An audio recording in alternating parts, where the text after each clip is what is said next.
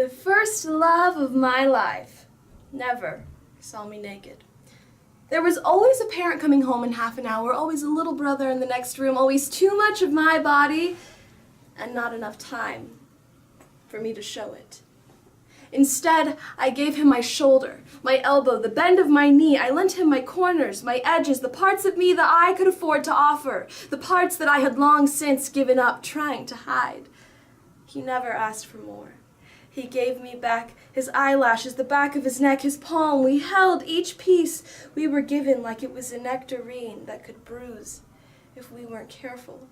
We collected them like we were trying to build an orchid. And the spaces that he never saw, the ones that my parents half-labeled private parts when I was still small enough to fit myself and all my worries inside of a bathtub, I made up for that by handing over all of the private parts of me. There was no secret I didn't tell him. There was no moment I didn't share. We didn't grow up. We grew in, like ivy wrapping, molding each other into perfect yings and yangs.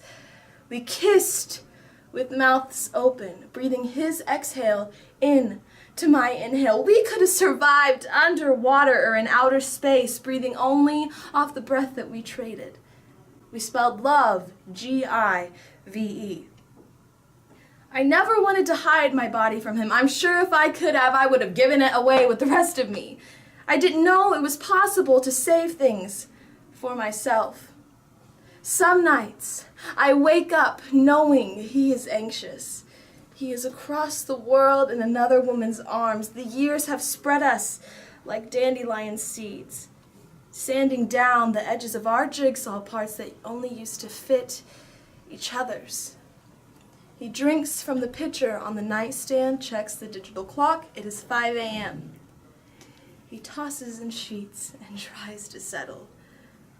I will wait for him before he falls asleep, tucking myself into elbows and knees, reaching for things I have long since given up.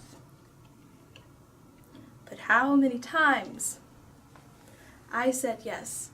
How many times I said yes and yes and yes because it was what you wanted to hear and what I wanted you to hear. And every time the walls stayed above my head instead of falling down upon me, upon us, because if it was going to stop, it was me who had to say no. The walls weren't going to help, and I didn't say no. I never did. It was never your fault, never yours, never mine. Only the walls that didn't tumble when they should have.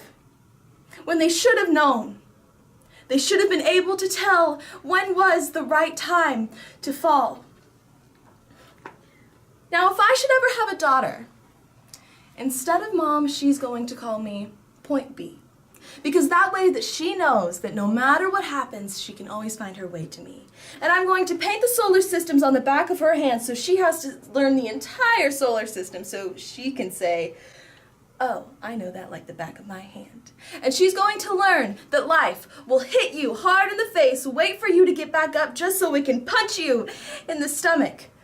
But getting the wind knocked out of you is the only way to remind your lungs how much they love the taste of air. There is no hurt here that cannot be fixed by band-aids or poetry, so the first time that she realizes Wonder Woman isn't coming, I'll make sure she knows that she doesn't have to wear the cape all by herself, because no matter how wide you stretch your fingers, your hands will always be too small to catch all the pain that you want to feel. Believe me, I've tried. And baby, I'll tell her, don't keep your nose in the air like that. I know that trick. I've done that 1,000,000 times. You're just smelling for smoke, so you can follow the trail back to a burning house, so you can find the boy who lost everything in the fire to see if you can save him. Or else, you'll find the boy who lit the fire in the first place to see if you can change him. But I know she will anyway, so instead I'll always keep an extra supply of chocolate and rain boots nearby because there is no heartbreak that chocolate can't fix. Okay, well there's a few heartbreaks that chocolate can't fix, but that's what the rain boots are for, because rain will wash away everything if you let it. I want her to look at the world through the underside of a glass-bottom boat, to look through a microscope at the galaxies that exist on the pinpoint of a human mind, because that is the way that my mom taught me. That there'll be days like this, there'll be days like this, my mama said, when you open your hands to catch and wind up with only blisters and bruises when you step out of the phone booth and try to fly, and the very people that you want to save are the ones standing on your cape. When your boots will fill with rain and you'll be up to knees in disappointment.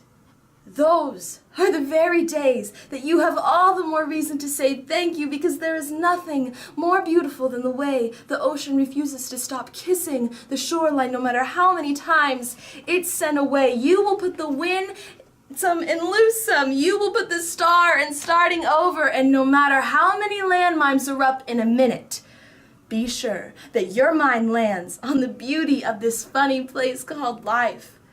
And yes, on a scale from 1 to over-trusting, I'm pretty damn naive, but I want her to know that this world is made out of sugar. It can crumble so easily, but don't be afraid to stick your tongue out and taste it. Baby, I'll tell her, remember, your mama is a warrior and your papa is a warrior, and you are the girl with small hands and big eyes who never stops asking for more. Remember that good things come in threes, and so do bad things, and always apologize when you've done something wrong, but don't you ever apologize for the way your eyes refuse to stop shining. Your voice is small, but don't ever stop singing.